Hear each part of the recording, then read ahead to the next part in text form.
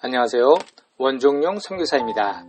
날마다 말씀과 함께 오늘 말씀은 사도행전 15장 1절에서 21절까지입니다.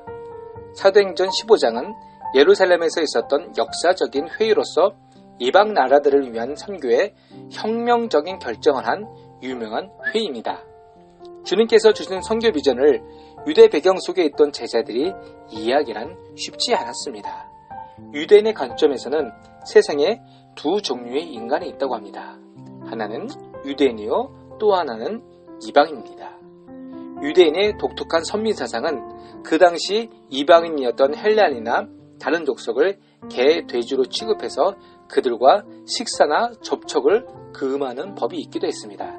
특히 유대인과 헬라인의 불편한 관계는 오랫동안 지속되었습니다.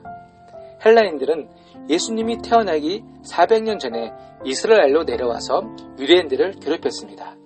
특히 그들은 유대인들이 가장 중요시 여기는 성전에서 성물을 파괴하고 제단에 돼지로 제사를 드리는 행했습니다. 그런 이유로 유대인들은 헬라인을 사람으로 여기지 않고 개라고 불렀습니다. 이렇기 때문에 유대인과 헬라인이라고 표현된 이방인의 문화 차이는 우리가 생각하는 것보다 훨씬 더 큽니다. 스데반의 순교로 시작된 예루살렘에서의 핍박은 타문화 선교를 위한 신호였습니다. 성령의 은혜를 입고 헬러에 능통하고 헬란 문화에 익숙한 이 헬라파 유대인 성도들은 사방으로 다니며 복음을 전하기 시작했습니다. 사도행전 11장 20절 21절에서는 안디옥에서 헬레인에게도 복음을 전파하니 수많은 사람들이 믿고 주께 돌아오더라 라고 적혀 있습니다. 이방인들이 교회에 들어왔다는 것은 역사상 처음 있는 일이었습니다.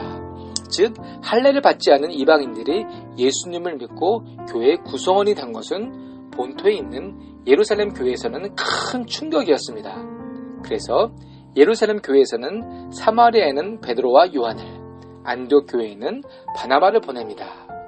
그런데 안디옥 교회 안에서 할례를 받은 유대인과 유대인 디아스포라, 그리고 할례를 받지 않은 이방인들이 함께 지내면서 보수적인 유대인 사이에 할례와 율법을 지켜야 한다는 의견이 대두되면서 갈등이 생겼습니다.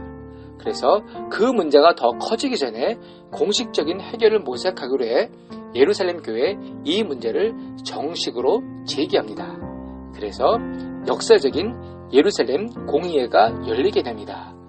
공의회에서 바알과 바나다는 바리새파 그리스도인과 치열한 논쟁을 합니다. 치열한 논쟁 후에 예수님의 동생이었던 야고보는 베드로의 증거, 바나바와 바울의 1차 전도여행 선교보를 들은 후에 결론을 내립니다. 공의회 의장격인 야고보는 아모스 9장 11절 12절을 인용해서 하나님의 구원이 베드로의 말과 선지자의 예언에 일치한다고 선포했습니다. 오직 주 예수 그리스도를 믿음으로써 이방인에게도 구원을 주신다는 것을 하나님의 말씀을 기준으로 확인했습니다. 그러므로 이방인에게 할례를 요구하는 것은 하나님의 뜻과 상관없으며 그들을 괴롭게 하지 말라고 의견합니다.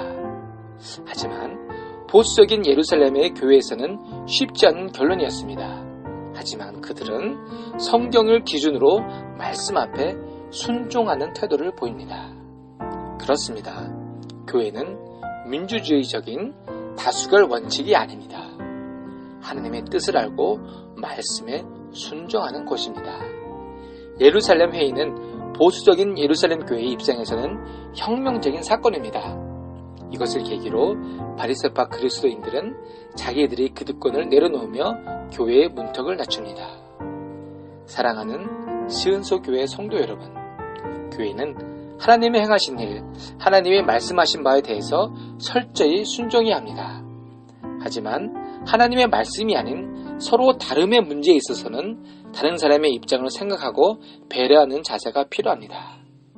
초대교회는 자신들의 문해된 선민사상을 과감히 포기하고 말씀 앞에서 순종함으로 이방인들을 향한 선교의 물꼬를 트게 되었습니다.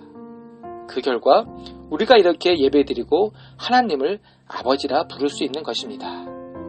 예루살렘 회의는 팔레스타인의 변방에 있던 그들만의 종교인 유대교가 우리 모두가 예수를 믿는 진정한 기독교로 바뀌게 한 혁명적인 사건이었습니다. 사랑하는 시은숙교회 성도 여러분, 하나님이 이 교회에 주신 예루살렘 회의는 무슨 의미가 있을까요? 혹시 우리 기득권과 복음 외에 다른 것들로 인해서 교회의 문턱이 높아지지는 않았습니까? 과연 우리가 포기하고 내려놓고 포용해야 할 것들은 무엇일까요? 오늘 하루도 우리가 내려놓을 것이 무엇인지 묵상하는 하루가 되기를 소망합니다. 기도하겠습니다. 하나님, 오늘도 하는 나라를 위해서 우리가 채워지고 높아지는 것이 아니라 우리 안의 것들을 내려놓고 오직 주님의 은혜에 감사하며 살아가는 하루가 되게 하옵소서. 예수님 이름으로 기도했습니다.